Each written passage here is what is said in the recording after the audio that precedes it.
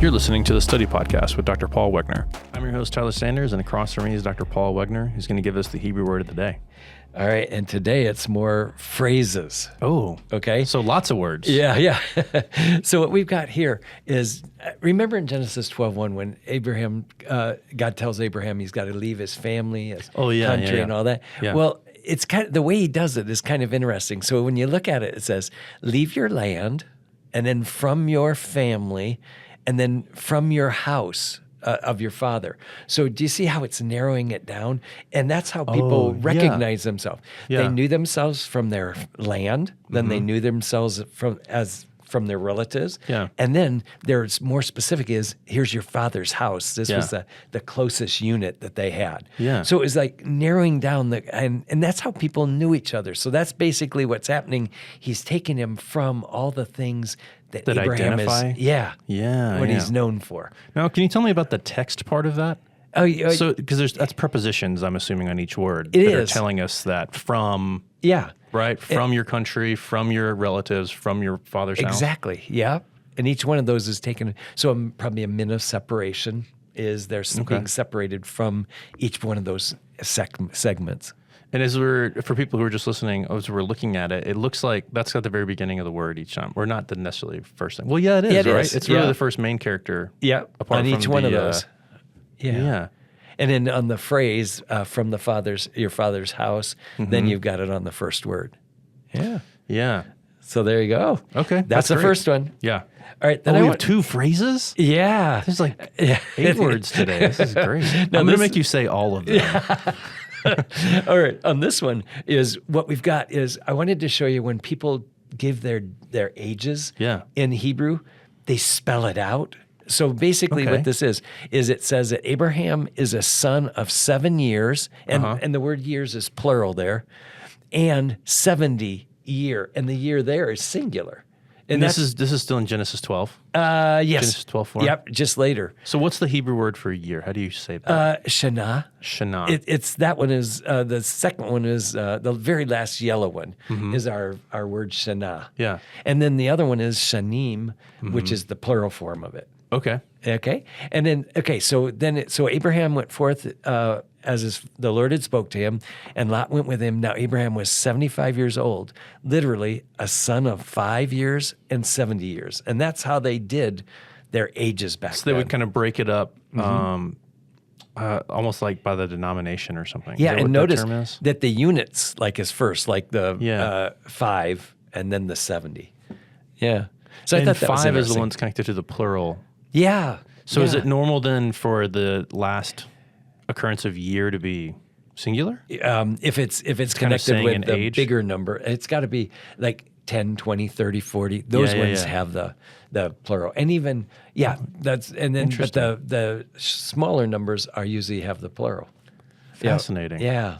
So that's just kind of the way it works. And that's pretty common throughout the Old Testament. It is. Just in general in Hebrew. Yep. Wow. So, all right, today, so that was just to get you going. Yeah. But today, we're going to talk about geography. So I want to take you to the ancient Near East. Yeah.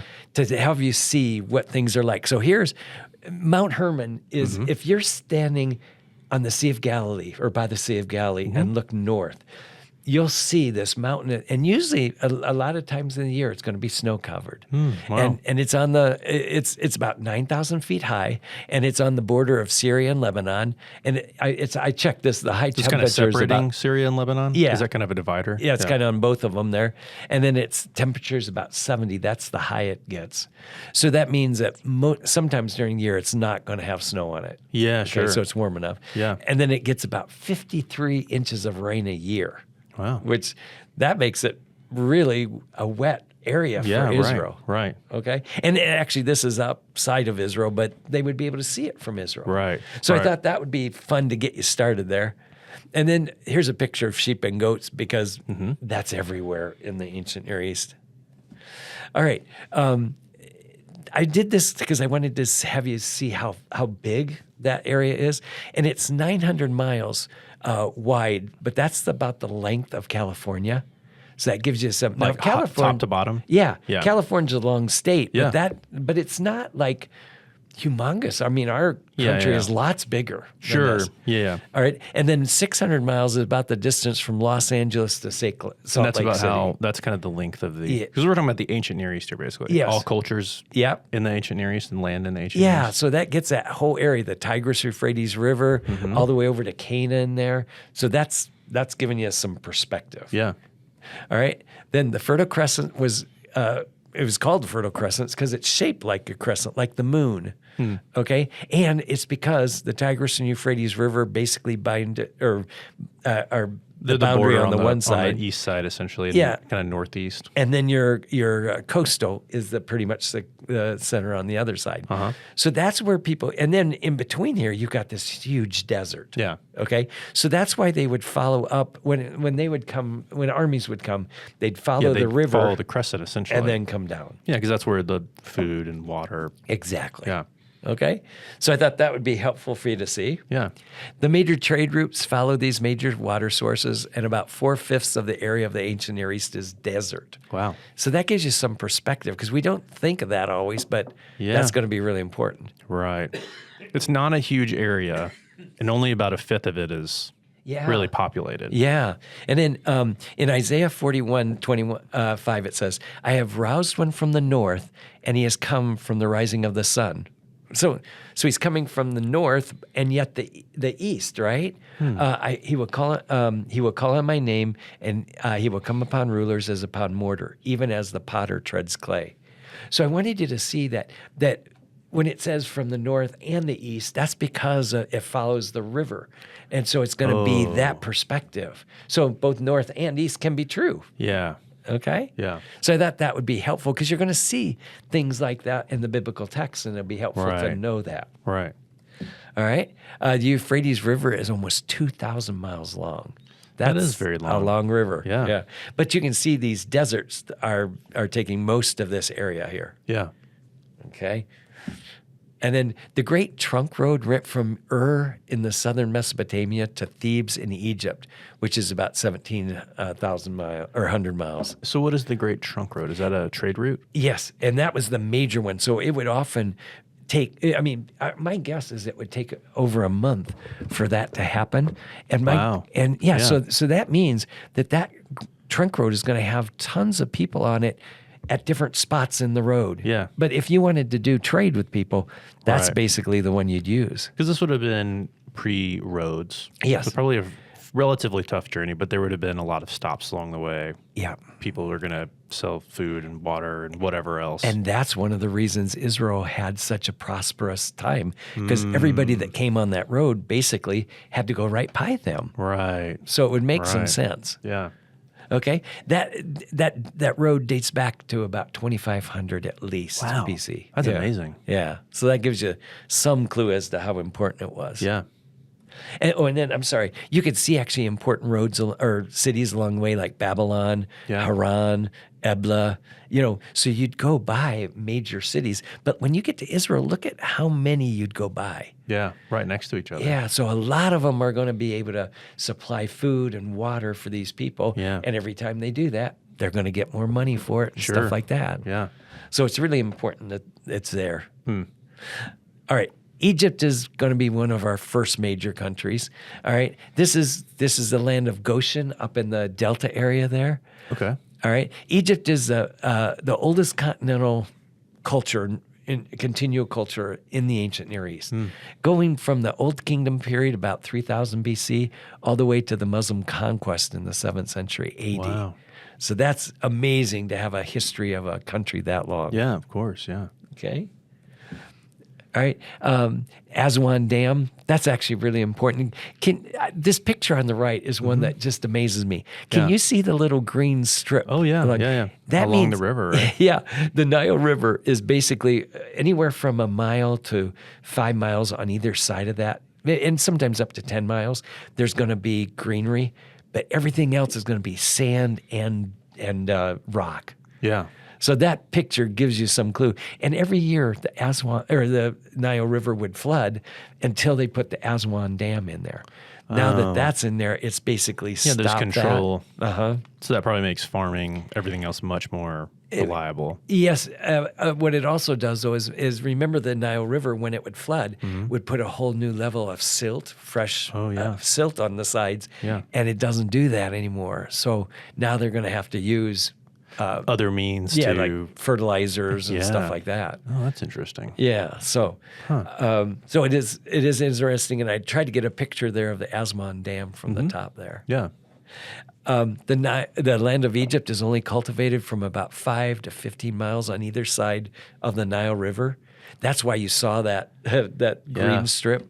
The rest of it is basically desert. Wow. That's why Egypt is called the gift of the Nile. It means the Nile is the most important thing, and then Egypt was just thrown in along the way. Yeah. And then I don't know if you can see, these are reeds that are made by the people that live by the river, and they make those reeds are like mats that they often will lay on, and almost like beds and stuff. Yeah. They're like woven together. Yeah, but they come from basically from the reeds of the Nile River. Right. There's Mesopotamia. Mesopotamia, the name means land between the rivers. So it's between the Tigris and Euphrates, basically. I don't think I knew that. Yeah. So that's basically the area there. So this area is going to be extremely important because it's going to have almost every culture that's going to grow up is going to be taking that area. So the Assyrian Empire basically had that. You've got the Babylonian Empire then took over, then the Medes and the Persians. But that area is going to be crucial to all of those empires. Yeah. So I think that's helpful. Yeah. The Assyrian Empire, I'm going to just tell you a few of the most important kings so that it gives you some understanding of who they are. So Tiglath-Pileser III, this Assyrian ruler was ruthless, and he conquered the known world of his time. He was the first king to use deportation as of the population to assure that they wouldn't rebel. We learned about him, didn't we, in Isaiah? Yeah, he's going to be important. Yeah. And then Sargon II, he's the one that takes the northern kingdom, captures the northern kingdom. And then Sennacherib, he's going to be the one that destroys Judah in 701, but then God stops him before he destroys Jerusalem. Yeah. So each one of those kings are going to be crucial for the Assyrian Empire. Yeah. Okay, that's basically where the area was. Of their control. Yeah. So it's essentially the whole crescent, really. And It sure beyond was. that, really. Yep. Then Babylon, Nebuchadnezzar II is going to be your most important person. He started out as a great military general, and it was so good, he captured the Assyrian Empire and took over the known world. So he added the Assyrian Empire to his empire, and that's, again, what made it such a important, known world, important crucial area for this time period. Yeah. He ruled with an iron fist and deported the populations of countries. Continued that. Yep. Yeah. To make sure they didn't rebel. You can see now he's got even... Oh, it's very extensive. Yeah. So his was even bigger. Yeah, almost double probably. Yeah. Then you've got the Medo-Persian Empire, whose Cyrus the Great is the most important guy from that. And that's, even when we were talking about Isaiah, you would remember we talked about him. Cyrus conquered Babylon in 539 and took over the Babylonian Empire. His kingdom stretched from the Mediterranean Sea all the way to China. Once again, he had different policy. His was to let the people go back home and pray to their gods for him. Yeah. So it was an interesting move. Yeah. Remember in the book of Isaiah, we talked about Cyrus? This is him. Yeah. It was I who says of Cyrus, he is my shepherd and he will perform all my desires. It even tells his name. Now remember, Isaiah's in the 700s. Yeah. Cyrus isn't till the 500s. So that tells you almost like 150 years before he ever came around, the biblical text is talking about him. Yeah. All right. He declares of Jerusalem, she will be built, and of the temple, your foundation will be laid. And then in 45:1, thus says the Lord to Cyrus, his anointed. Isn't that interesting? Yeah. So the word anointed is our word Mashiach. Yeah. Okay? Whom I have taken by the right hand to subdue nations before him and to loosen the loins of kings, to open doors before him so that gates will not be shut. I will go before you and make the rough places smooth. I will shatter the doors of bronze and cut through the iron bars. That was interesting. Babylon was known as the city of 100 bronze and iron gates. And so he's saying that he's going to go through. Oh, that's interesting. Yeah, I will give you the treasures of darkness, hidden wealth of the secret places, so that you will know that it is I, the Lord, the God of Israel, who calls you by your name. For the sake of Jacob, my servant, and Israel, my chosen one, I have called you by your name. I have given you a title of honor, though you have not known me. Yeah. I think that's kind of interesting. So Cyrus didn't even know him, Right. and yet God's going to use him. Yeah, in a big way. Yeah. Essentially to return the remnant, right? His people, yeah. Yeah. All right. So here's all the way from the Indus River all the way over to basically the Mediterranean Sea and even further. So you can see it's amazing, huge. It was said that it would take a Pony Express rider 21 days to run from one side of the Persian Empire to the other side. It's amazing. And you remember that's like a horse galloping 24 hours a day. Yeah. So that gives you some clue as to how big it is. Yeah. And then the Greek Empire would be the next major one, and that's going to be Alexander the Great, and we've probably heard of him. He was a great general, captured all the known world at his time. However, after he'd conquered the whole world, there was little for him to do, and soon after he died. Yeah. I wonder if it wasn't because of that. And here's his now, once again, his area covers almost the same, only a now little takes further west. takes Northwest. over Macedonia. Yeah.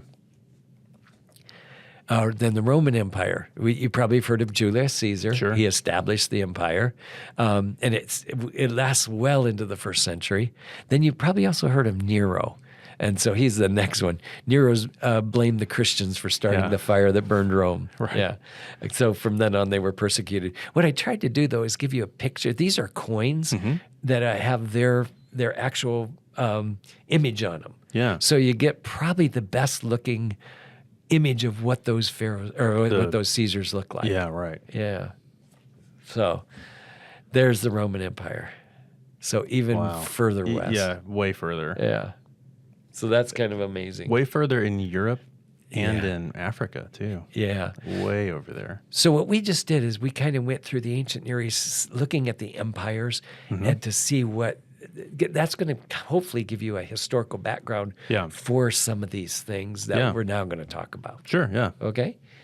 All right. Now, this is a little unusual for our podcast because we usually don't do this, but I'd like to, we've talked about the history now, kind of the empires and stuff like that. Yeah. Now I'd actually like to almost put you in Israel and hopefully show you things that are there and hopefully you'll see them. The land. Yeah. So it starts off the land of Israel, but this is the cliffs of Arbel. And if in the background, can you see that's part of the Sea of Galilee, part of the northern shore of that. And you can climb up these and see the whole area from there. It looks very tall. Yeah. It's gorgeous. And very green, too. Yes. Yeah. Yep. Because we're in the northern part. The northern part is a lot more green than the southern part. Right. So, okay, so that's that. Judges 21 says, then all the sons of Israel from Dan to Beersheba. Those are going to be basically the borders of the land for most of the time in Israel. So Dan is going to be clear up it's above the Sea of Galilee, and Beersheba is going to be underneath the Sea of the Dead Sea. It's like basically. the southernmost. Yeah. So that's it. Okay, including the land of Gilead came out, and the congregation assembled as one man to the Lord at Mizpah. These are the common boundaries. They're about 170 miles apart. Okay, so that gives you some clue how long So for everyone to come together is a pretty significant. Yeah, because they've got quite a ways. Some of them might have to travel. Yeah, quite a distance. Yeah. All right, so here you got Dan here up in the north and Beersheba down there in the south. And then the western border is always the Mediterranean Sea. Yeah. The eastern border is usually Jordan, not the Jordan River, the land Jordan. Oh, okay. So there's a mountain ridge over in Jordan that's pretty much thought to be the eastern boundary. But if you think about it, some of the Israelites lived over in there, right? Sure, yeah. So beyond them is going to be basically the desert. So at that area is going to be about the furthest they're going to go east without getting into the desert. Yeah. And the north part's pretty verdant. Yes. And it gets more arid as you go further south. Exactly. And in fact, I got a map to show you that. Down at the bottom, it's under an inch a year. Wow. Up at the top, it's I think it's 23 inches a year. Wow. Yeah, so you can see it's quite a bit different. Yeah. And it gets higher, too, in elevation. Yeah. So that helps. All right. So it's 170 miles from Dan to Beersheba and about 70 miles across. Okay. Okay. So let's say from the Besart Brook to the Dead Sea. That's about 70 miles. Yeah. All right. I want to show you. There are 3 major roads that go through. Notice all of them are north to south. None of them are east to west. Yeah. And that's because of the mountains. Sure. Yeah. Yeah. So the number 1 is called that Great Trunk Road. Remember we talked about it? Number 2 is across the Central Highlands. So it's basically called the Central Highlands Road. And then the third one is on the other side of the Jordan, and it's often called the King's Highway. Now, is that like in the foothills of the mountains, or is it on the eastern side of that mountain range? It's on the eastern side. Yeah. Most of it is once you get up into the higher part, and then it's more flat up there. Okay. But that one was thought to be a very old route also, called the King's Highway. All right. So these are the major routes, almost, and all of them go from north to south. Minor routes would generally go through the valleys if they're going east and west. Like the Jerusalem probably has about 3 different valleys that will get you up into it. But that's about, and the modern roads today are basically in those valleys. Yeah. So it's pretty much the same. Are these 3 major roads, are they kind of modern? Are they still in existence at all? I know the King's Highway, you can still, that's called the Highway 1 in Jordan. Oh, wow. I don't know about the others. I think they're probably, they probably got modern roads going over them now, but they're not as common. Yeah. This is a Roman road, and some of those are still in existence today. It's amazing, isn't it? Yeah. So this one, the one on the left there, it was next to the one of the roads we were driving a bus on, and this is what it looked like. Wow. Yeah, next to it. And then the other one is in Beersheba. Bashan. That was a road that was there that they had. But you can actually see even today they're still fairly well. They look very solid. flat. Yeah. And they're not like crumbling or anything like that. It's amazing. Significant geographical features. The latitude's about the same as Southern California or Dallas, so that gives you some clue about that way. It's surrounded by deserts, which actually will help affect the because you're on the ocean, you're going to get the ocean currents and stuff like that. So you will get some rain. Yeah. But once you get to the mountains basically as they go, they stop all that. Yeah, as they go higher, they drop the rain. On the other side, there's basically nothing. Yeah. Just sand. Yeah. Now there's going to be a few places where there's wells and stuff like that, so that'll have it. But most of it's going to be a lot of dry land. Yeah. Water is crucial. Even almost if you find an ancient tell in Israel, and you almost always find water next to it because they needed that. Yeah, you have to have it. Yeah. So almost all of them are near springs. Wow. All right, there's the Mediterranean Sea. That's the whole area. You can see how little Israel is compared to the rest of it. Yeah. So I thought I'd let you see that in comparison. And in Israel is about the size of New Jersey. So you could fit Israel and Jordan easily in California. Oh, yeah. So that gives you some, it's about 8,000 square miles. Yeah. So that gives you some clue of its size. You've probably heard about the Gaza Strip. It's been, even every once in a while you'll have a rocket launched over there from there. Yeah. So that's where it is on this edge there. And today now they've got a wall around it. They didn't, for a long time they didn't have a wall, but today they do. Wow. You've heard of the West Bank. The West Bank means the West Bank of the Jordan River. So it kind of throws you off. But the West Bank you can actually see, and that's got Nablus in it, Hebron, Ramallah. All of those have been hot spots in the past. Yeah. And they're all in the West Bank area. And then you've probably heard of the Golan Heights. That's up in the north there. You can see where it is. And then Lebanon is even further north there. Yeah. So that gives you, again, some of the more modern names that you've heard. Yeah. This is, if you cut the Israel through the middle, basically this is what you would see. Most of it is chalk mountains, and then there'd be a limestone underneath them. On the other side, there's going to be granite at the very bottom, but then Nubian sandstone at the top. So that's where on Jordan, if you look from Israel over to Jordan, it'll Yeah. look like red hills. Oh, interesting. And it's because of that Nubian sandstone. Wow. Yeah. And then the Dead Sea is basically sunk there between the two. Right. All right. All right. As one moves towards the northeast, the land it gets higher in elevation and higher in rainfall. Mm-hmm. So down here at about 100 feet, you got about 2 inches of rain a year. Up in the top, I was wrong. It's at 5,000 feet. Well, I didn't tell you how much is that, but that's probably in the 30s. Yeah. When you get up to the 7,000 feet, you've got like 42 inches of rain. So Mount Hermon is up in that higher elevation that gets that a much lot. rain. Right. Yeah. So that gives you some help to know how it's going to work.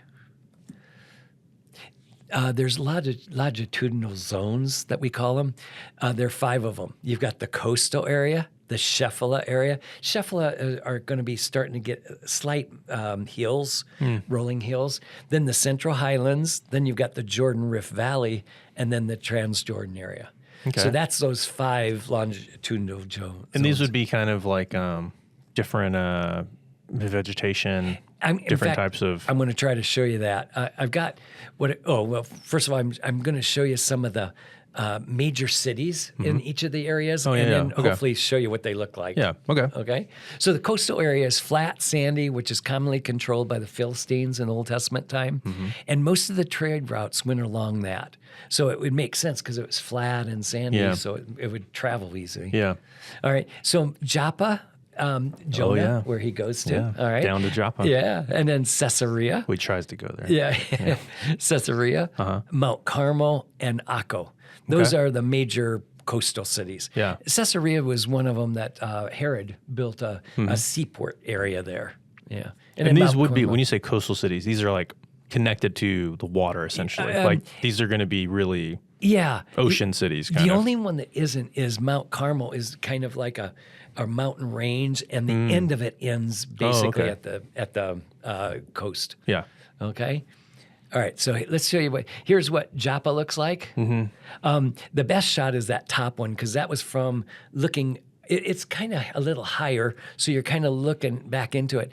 And the old city, that was Joppa, is basically kind of where that top is a hotel, that white one. The tower. Yeah. Oh, okay. That's maybe better. Okay, the tower to the left of that is going to be where the old Joppa is. Oh, okay. Okay, so it's going to be a little higher. Yeah. All right. They call this Fort Joppa, and then you can actually see there was a harbor there, a man-made harbor, basically. Now there's a character in this photo. Oh, he looks like he's French. Yeah. Is that like a French? Is there a French influence in Joppa? There or something? probably is, actually. Wow. Yeah. That's fascinating. Napoleon. What do you think? All right. Okay. This is Caesarea. So that you've got the theater area at the top. Then you've got the viaduct, or the water would come. The Romans made that to make the water to get to Caesarea. Yeah.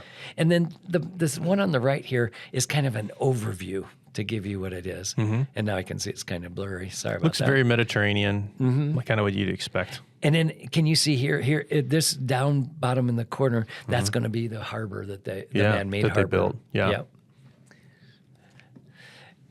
This is Mount Carmel. The bottom picture has got caves. There's caves of Mount Carmel, and these ones are there. This top picture, you can actually see it goes along the side, so it's a mountain range, but then at the end, you've got the coastal area right off to the side. So to the right of that is the coast. Yeah. And then this is maybe a picture of kind of letting you see what the top of Mount Carmel looks like. Now remember, it's a mountain range, so it'll be. It's not just one spot, but it's more of a range kind of thing. All right, and then Akko, basically you can see the port or the harbor there, but it's again built basically on the ocean, and it was a well-known port all the way back. Yeah. Okay, it was basically connected with Lebanon, not Israel, most of the time. Okay, that was the coastal area. Okay, the first one. Yeah. Now we're going to the Shephelah area, and I've got the yellow here. I've got you some of the cities. This is mostly known for citrus and wheat crops. You've probably heard of Japa oranges. Yeah.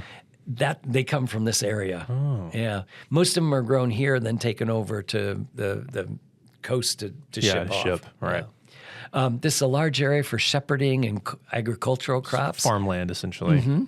And this is the land that the Israelites found often fought over. Oh, I imagine, yeah. That'd be very valuable if you can grow. Yeah. And if you're in the Philistine area and they often fighting with the hill people, they were called. Yeah. That's what was going on. So this middle area was going to often be the no man's land. Yeah. Yeah. All right. This is what Beersheba looks like. All of this stuff has been built up. When I went there, basically all you have is a well, and you can drop like a stone in there, and it takes like.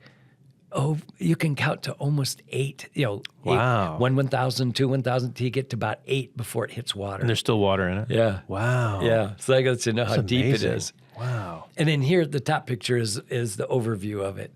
Yeah, on top of a hill, kind of Yeah. a big flat hill, but Yeah. the city's on top of it, essentially. Yeah. And that one is hard to, that one I hardly ever get to see. Usually you just get to see the well. When you say it's been built up, it's kind of been rebuilt to show what it was like. Is that kind of what they? Yeah, that picture on the left there is, I had never seen that. And so I guess that's the rebuilding that they've done to it. Wow, Yeah. that's fascinating. All right, Lachish is the next area. So we're basically starting in the very bottom and working our way north. Yeah. So Lachish, and it was a major city. It was a fortress city. So it was basically guarding that one of the ways to get into Jerusalem. Right. So it was the valley area. That's also going to be the valley where David and Goliath fought in that area. And what I wanted to do is show you this picture because you can actually see Lachish had 2 walls, one around the top and then one on the way up. So you had to fight through both those walls to actually get in there. Yeah, sure. And you can see in this bottom picture, do you see you have to go through that the gate there? Yeah. And so basically, I wish I had a picture of it, but you actually had to fight through three different gates to actually get into the city. Yeah. And there's a major turn. I don't know if you can see at the very bottom. Yeah, like 90 degrees, basically. Because it's really hard to get a siege machine to turn. Sure. So they could actually, if they could get a siege machine up to the wall, they could break the wall down. Yeah. But if they had a turn in it, it was really hard to get them in there. Yeah. So that's kind of what was happening there. Well, and being higher was a big strategic advantage. If you're defending from height. Yeah, especially if you're pushing siege machines up. Yeah. All right. Here's Hebron, so we're up the next level high. Okay. And you can actually see this building over here is what they've built around basically the tombs. Remember Rebecca is said to be buried right outside this area. Yeah. So that's apparently the Hebron tomb. And I think, I assume this is where the cave of Machpelah was, where Abraham was to be buried. Right. So anyway, those are the things that you can see today. Yeah. This is Gath. Okay, so we're still, that's mostly Gath was in the Philistine area. Yeah. That's where, isn't it Gittite? Isn't that where Goliath is from? Yeah. Gath, Yeah, right? probably. I think that's right. Anyway, so this picture up here is probably a watering thing, or maybe even grapes For animals. Yeah. So that Gath usually means wine press.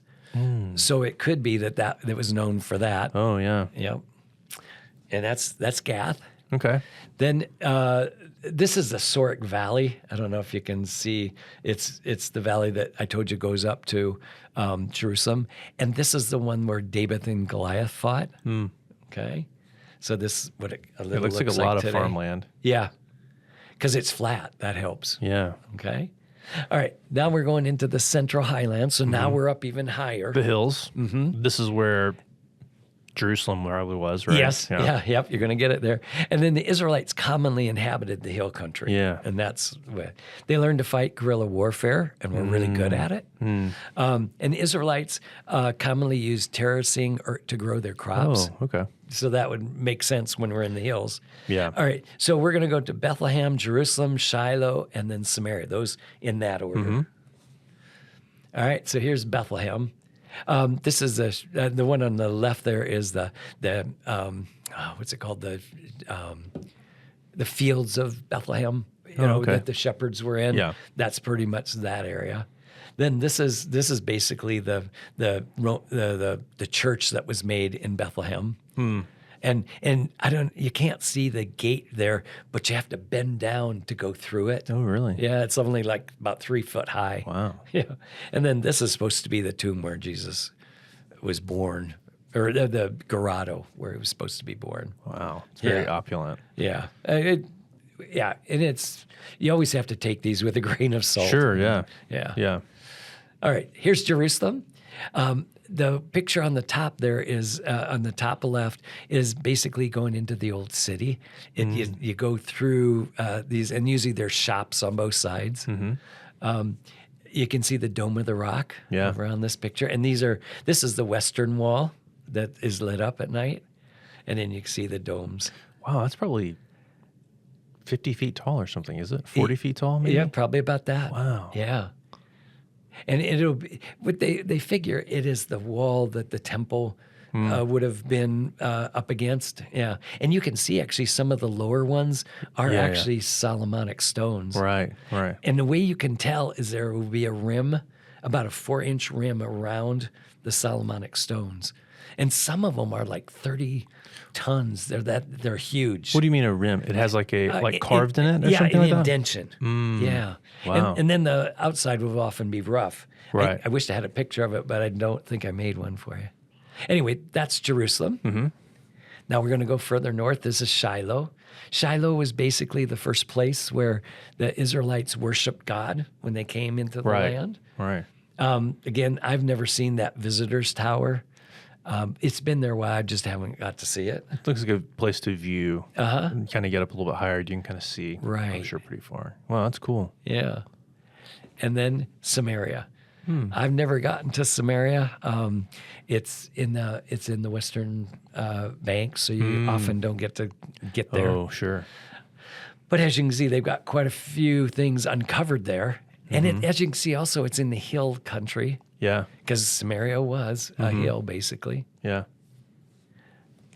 All right. What I tried to show in this one, they have a continental divide where the water on one side goes one way and on the other side goes the other way, just like we have a continental divide in Israel or in America. Yeah.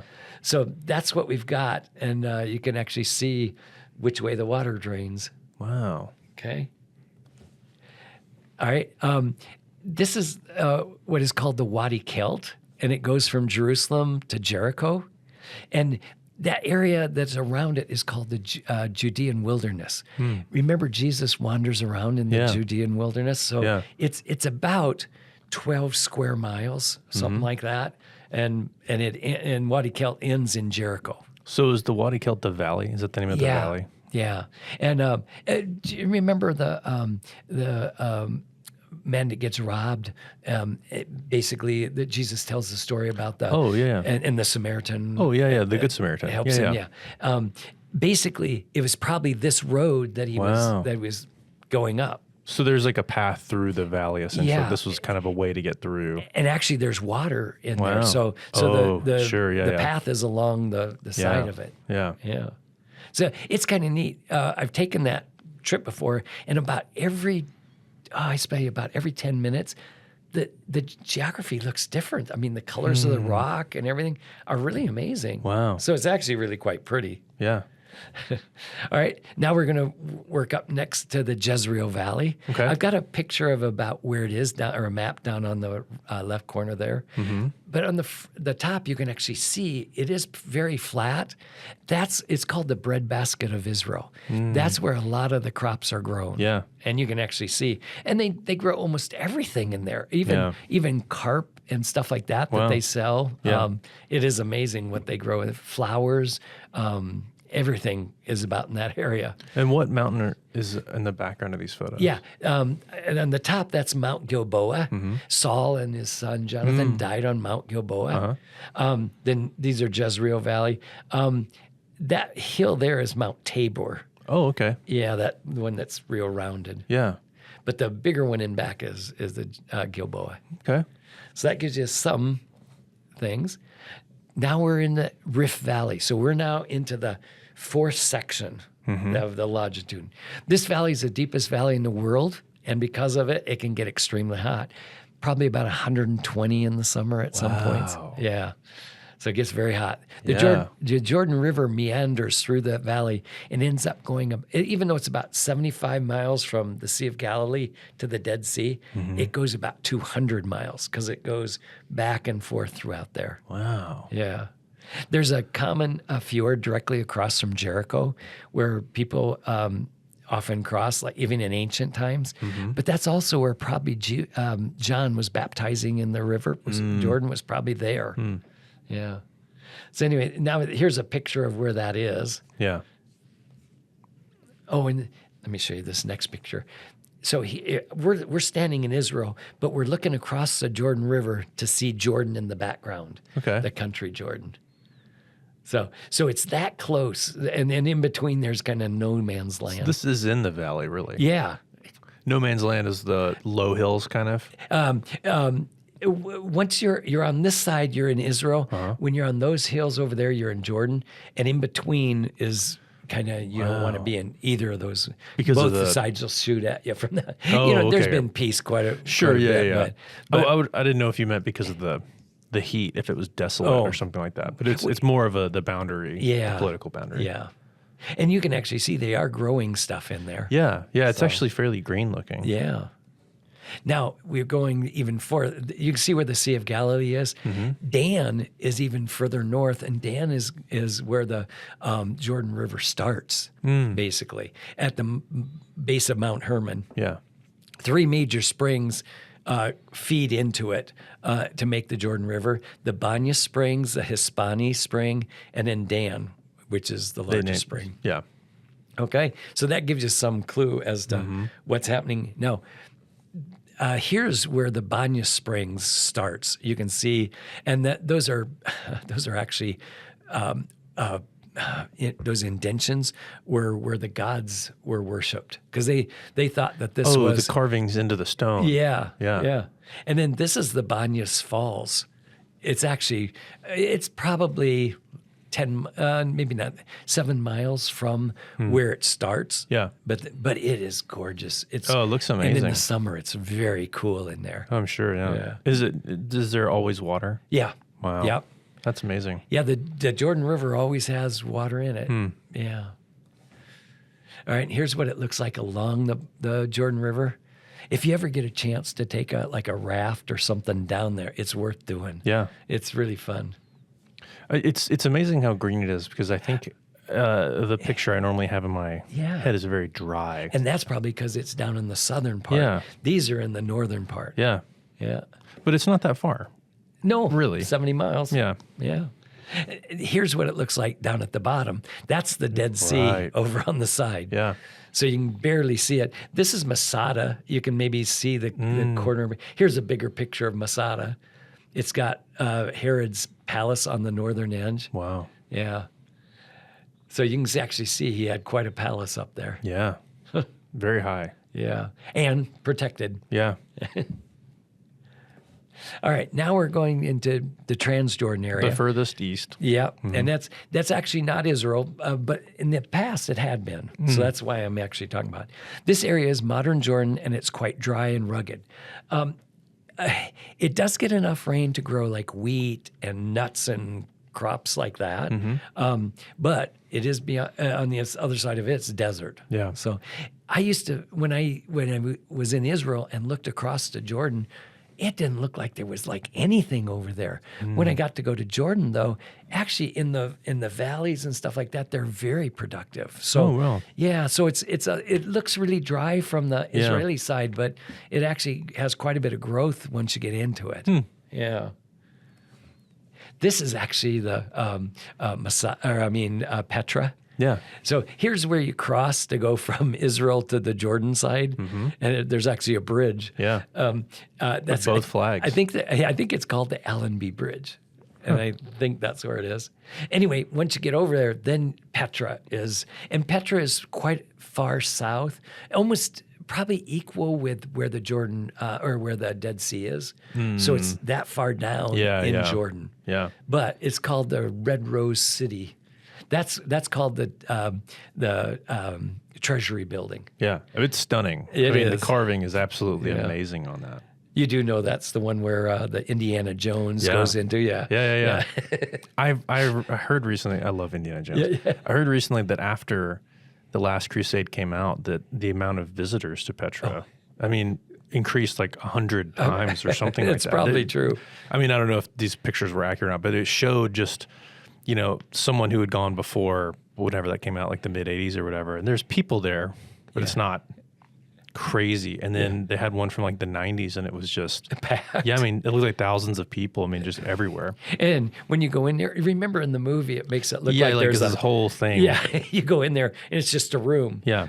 So it is beautiful. It's amazing what the TV can do. The carving is stunning. It really is unbelievable that was accomplished. Yeah. Oh. All right. Now we're into the Sinai Desert. So we're back down in the southern part. Yeah. These are acacia trees. You can see them. Yeah. And that's about the only thing that grows down that far. There'll be little bushes, but mostly acacia trees. And they say that the roots of these acacia trees go down lots further than their height. Yeah. So that's how they stay alive. Yeah. You can see on this map about where Sinai is. It's pretty far down. Yeah. And then there's the picture of the mountain range called Sinai. And then at the bottom, you can see St. Catherine's in the bottom left corner? Is that what that is? Yeah. Can you see in the left corner there? Yeah. Yeah. So actually, Sinai is quite pretty. Yeah. All right. Ancient roads. Commonly, modern roads follow ancient roads in Israel, for they went through valleys and between the hills. And they were flat, so they could actually get a road through there.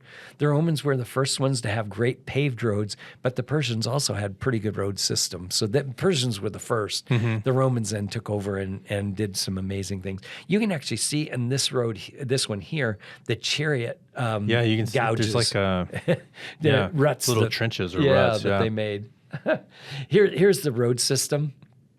And so you can see most of them are going north and south, but then you have short ones going across. Yeah. So the land of Israel situated perfectly for God's plan for His nation.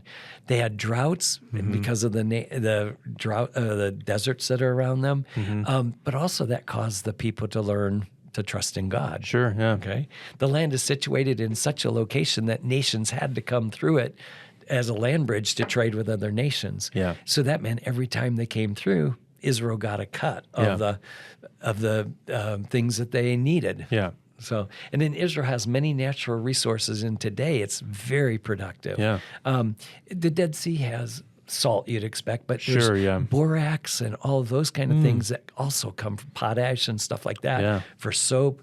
Often come from the Dead Sea. Wow. So it is amazing. Yeah, it's a big resource. Yeah. So hopefully that helped us to see a little about the land. Yeah. I was hoping to give you kind of a flavor of it, so when you read your biblical text, it'll actually make a little sense now. And I think it's always helpful to be reminded of the diversity there. Yeah. That it's not just desert. I think that I always imagine. Yeah. And also, and this was something that in my Old Testament class that Dr. Urbino brought up, is it's important to realize how close everything was. Yeah. Of course, there weren't cars, so like travel took a longer time, but to imagine that you have enemies they're not very far away, you know, and that's just a different way to think. I think again, I say we, but maybe it's just me. I imagine that it's not only kind of desolate, but also remote. Yeah. But there's people everywhere, and there was danger everywhere, and you know, they were interacting with a lot of different people with different beliefs, kind of all the time, you know. And when you think about dry, Dan up in the north, there's more water there than almost any place you'd imagine. It was, and it's gorgeous. I once saw a sign that said, it was in Hebrew, and it said, "To the Garden of Eden," and it was up in Dan. And I thought, oh, well, that makes some sense. It is beautiful there. Yeah, right. Whether it's right or not, I have no idea. Sure, yeah. Yeah, that was really helpful. I think that's really beneficial. Good. Hopefully people will watch this the video, so they can kind of see it. And we'll have the photos available. And I hope that'll help them feel like, oh, now I know a little of what the land looks like. Yeah. And the countries that make up it, and even the empires that make it up. So, yeah, very good. Hopefully that helped. Perfect. Thank you so much for your time. Yep. See ya.